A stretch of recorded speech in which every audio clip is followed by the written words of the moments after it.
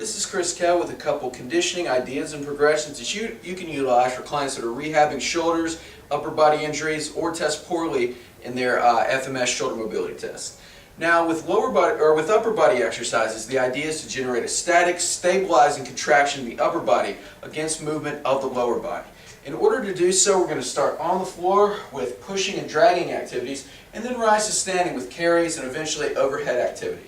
So our first exercise would be a simple sled push. Today I'm going to utilize a mat. We've got kind of a tile floor here. I'm just pushing the mat across the floor. I've weighted it up a little bit with a 20-pound sandbag. I'm just pushing back and forth. As you can see, my lower body is moving while my upper body is stabilizing, staying in this push-up position. This is a great way to generate stability here. Cueing the client at the same time, keeping the shoulder blades down and back while they're getting that heart rate up. Another great activity for this particular position would be a mountain climber. Now, oftentimes the client is not going to possess the ability to do a full push-up or to maintain stability there. So what you can do is utilize a Cook band or even a rubber band. A jump band is another good one to get into this position, provide a little bit of stability, keeping the butt down, keeping the abs tight. Another great exercise would be shoulder taps. Remaining in this position, really in any combination of leg movements with upper extremity movement while generating stability in the push-up position.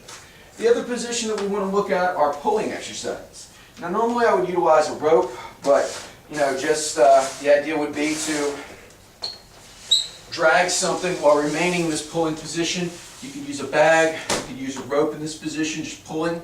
And again, just maintaining a stable torso while generating movement with the legs. At the same time, we're going to rehab a push-up movement, a fundamental upper body pushing exercise with a Cook band. All right, so with this, I'm going to place this around my waist. We can elevate the client on a step. I'm just going to cue them to drop it straight down, coach this movement, shoulder blades down and back. And this is a great movement to throw into an interval circuit while we get that conditioning effect from pushing and pulling exercises. Now, once the client's gained a little proficiency in movement, gained a little stability in those positions, we're going to raise them up into a standing position, okay, where we've got carries, things like alternating lunges to each side. Okay, for bilateral activities, we can have them doing things like bracing squats, farmer walks, getting into a little more horizontal orientation. With this, we would progress from maybe an assisted push-up to simply a bodyweight push-up on a step. So again, the same rules will apply. Be coaching the client to maintain a stable torso.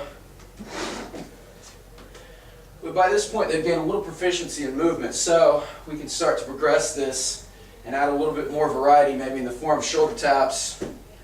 Again, leg movement. Different things to start to integrate those patterns together.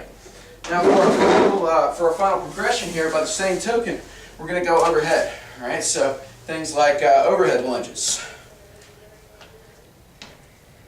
waiter walks, overhead slants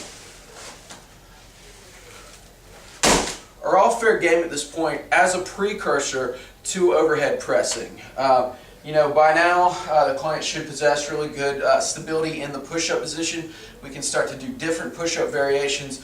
But putting all those together with lower body exercise, the client's going to get a great workout while still teaching that transitional stability and moving them through each phase.